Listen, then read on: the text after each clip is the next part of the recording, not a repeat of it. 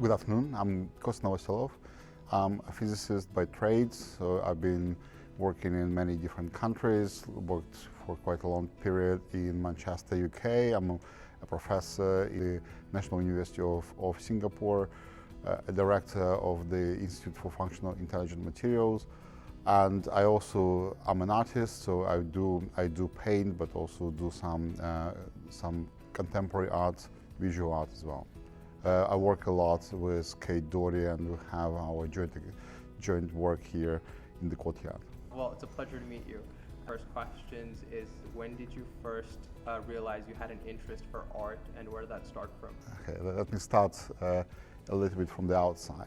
So first of all, it's a good question how to do science, because in the university they teach you how to do physics, they teach you how to do biology or chemistry, but it's not exactly the same as doing science, because knowing formulas or knowing how to make a device is not the same as doing science. Science is when you discover something new, something which no one knew before you. And how do you get into this unknown? You cannot dream a joke in your dream. Like, so if you don't know something, how do you aim? How do you get there? And that's why I actually see that there is some similarities with art, but indeed I really couldn't grasp those similarities until I actually personally started to practice art. And as I remember myself, I always wanted to learn how to paint and how to do art, just never had time. And then one day I stuck for a few months in China, and I thought, okay, let me try to maybe learn Chinese and maybe learn Chinese painting. I always was fascinated with the ink painting in China and the calligraphy. And my Chinese didn't go anywhere, still practically non-existent, but art, with painting, really picked up with me. I've got a formal professor, a teacher, whose teaching is mainly conversations, because what I realized that art is not about how do you put strokes and how do you choose color. That's of course as well, but art is mainly how to find that one tune, one note which actually resonates with other people and with yourself.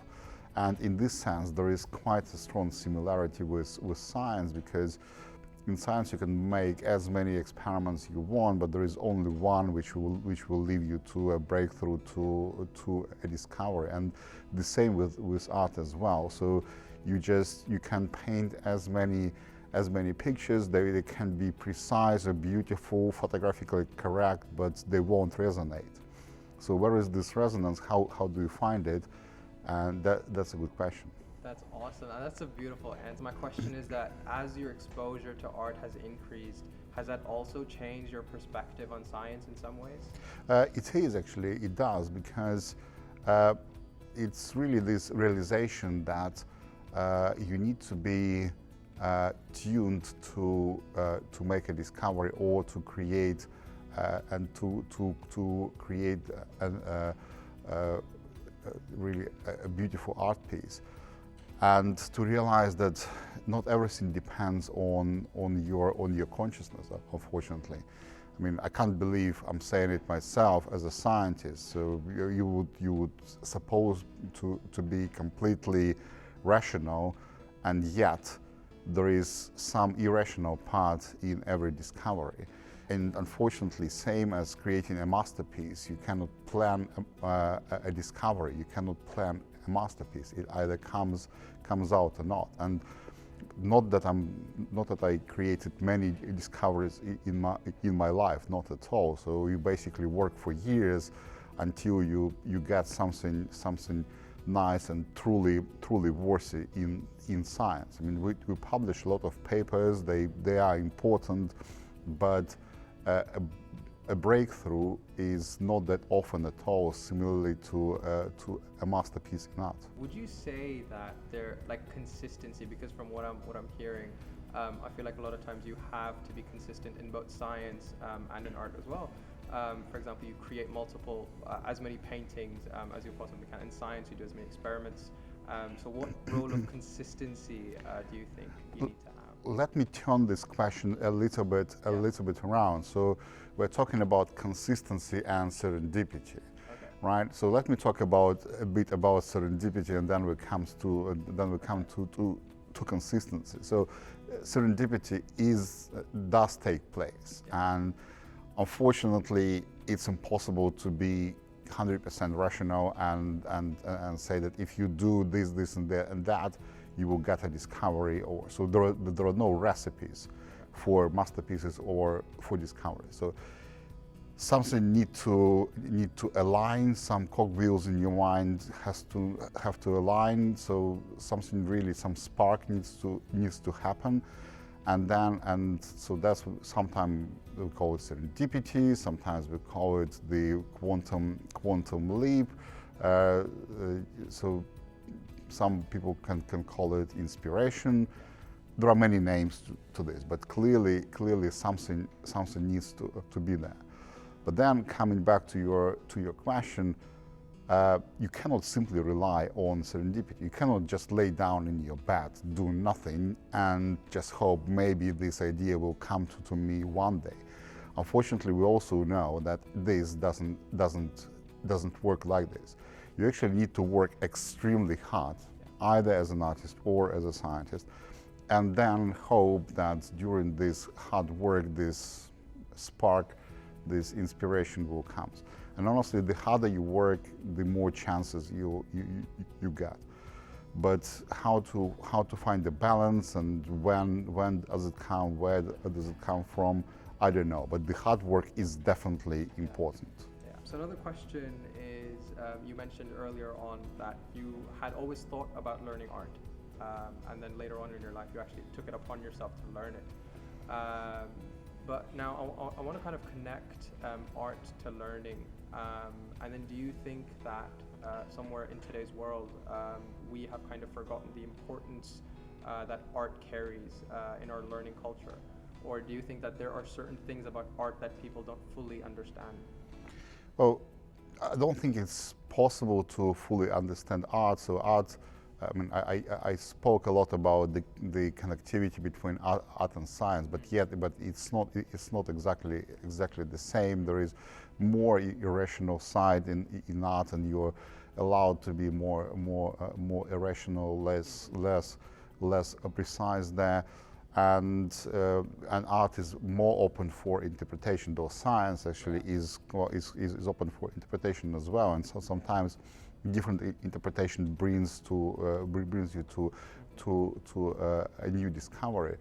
But definitely art is another angle. How do we attack this problem of inspiration and creativity? Inspiration and creativity is hugely important for any aspects of our life, science, art, engineering as well. And how do you teach creativity? How do you teach making masterpieces? I have absolutely no idea. And honestly, how do you teach doing science? It's also very difficult, if not possible at all, because as I said in the beginning, you can teach physics, but teaching science is not the same as teaching physics. And I was extremely lucky in my life. I had really fantastic teachers, and my mentor and a good friend, Andrei Gaim, with whom I was doing my work on various subjects. So basically, by observing how he does science and where he gets his ideas, I think I learned a little bit about doing science myself. Now, learning and observing art, I think, helps as well to open up your minds a little bit. There are every single person have got certain tricks in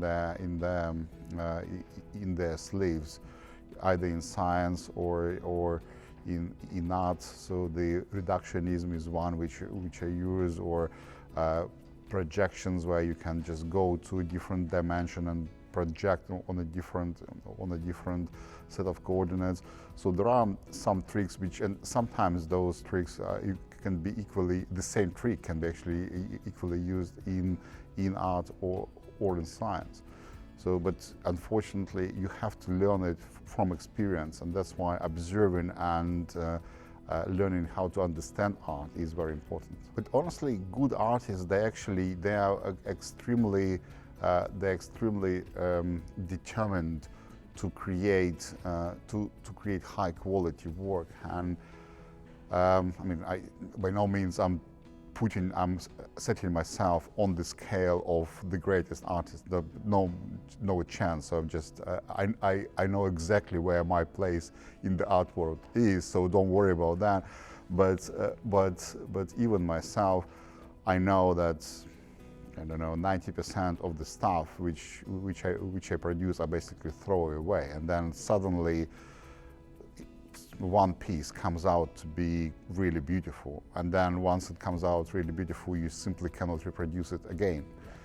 I don't know why, but that's how it works. So when you kind of sit down for the canvas, and then you let your inspirations run wild, and you want to express that creativity onto a canvas, what is it that you look for in inspiration? Where does your inspiration for that creativity come from? Honestly, it doesn't work this way with me. My painting doesn't start with the canvas. I mean, I'm lucky. I've got a position, so my office is slightly larger than a student's office. It's not as large as in this university. So here, offices are massive. Mine is by far smaller, but even that one can fit a small painting table. And for Chinese art, you basically use a table rather than an actual canvas. And my inspiration starts with an idea, and then I just have an urge. Suddenly, you don't even know where it's coming from, but you've got an urge to stand up and try to paint something. As I said, in most cases, it turns rubbish, but sometimes it just something comes out of your from underneath of your brush. That's fantastic. So moving on to my final two questions. One, if there is one thing that you've really learned, from your experience all these years doing art and doing science, and combining the both in some senses in your life, what's the biggest thing, or what's the biggest lesson that you've taken from it? And the following question to that is, if that's a message that you would want to give to the youth today who are pursuing art or who are pursuing science, what's the one thing that you'd like to say to them? Well, one thing which probably students don't appreciate, either in art or in science. So when we just let me give you an example from physics. So when we learn physics, and in my university I've been learning the basic physics for 3 years, and then some additional chapters for another 3 years. So after 6 years, you've got a feeling that, well, I probably know physics quite well. I probably understand how it works. And then when you're at the research level, you just suddenly understand that apparently there are so many gaps in our knowledge, that even the most basic phenomena are not entirely understood.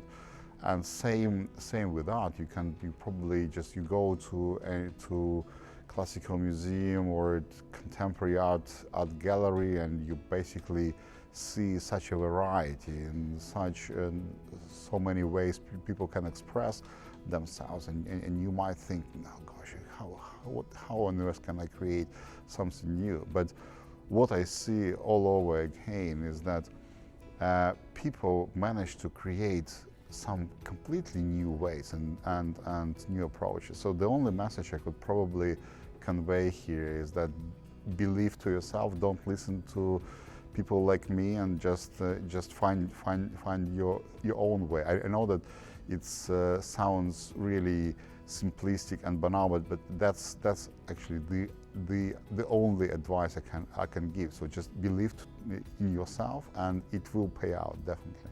I mean, sometimes the most simple things are the most true. Mm. So in that sense, yeah, that was beautifully put. Thank you so much. Thank you. For your time. This was It's a pleasure. fantastic. Thank you. Awesome. Thank you. Thank you.